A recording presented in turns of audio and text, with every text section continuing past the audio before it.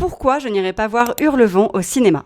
Déjà parce que le livre dont le film est adapté s'appelle Les Hauts de Hurlevent. Donc s'il vous plaît, respectez l'œuvre d'Émilie Brontë. C'est pas parce que vous faites des films qui sont esthétiquement magnifiques et que vous faites appel à des acteurs qui sont extraordinaires que vous pouvez bafouer l'œuvre d'Émilie Brontë qui a été suffisamment audacieuse pour écrire une œuvre transgressive à son époque. Le point de départ de ma vidéo, c'est le post que j'avais fait après ma lecture des Hauts de Hurlevent en 2023. Je parlais d'un classique tordu, de personnages cruels, du côté obscur de l'amour obsessionnel, de se détester aussi fort qu'on s'est aimé. Pendant ce temps, le film est marketé autour d'un amour passionnel, d'une sensualité exacerbée, et on parle même d'un Roméo et Juliette contemporain. Pour commencer, ce n'est absolument pas contemporain. Les Hauts de Hurlevent a été publié en 1847 et il est impératif de remettre Les Hauts de Hurlevent dans son contexte. Et ce contexte n'est pas du tout contemporain. Je vous explique. À l'époque d'Émilie Brontë, les femmes sont cantonnées au niveau de la littérature et au niveau de ce qu'elles peuvent écrire à des styles qui sont dits féminins. C'est pas une loi, mais c'est plutôt une censure sociale. C'est d'ailleurs pour ça qu'un de mes livres préférés, c'est Orgueil et Préjugés,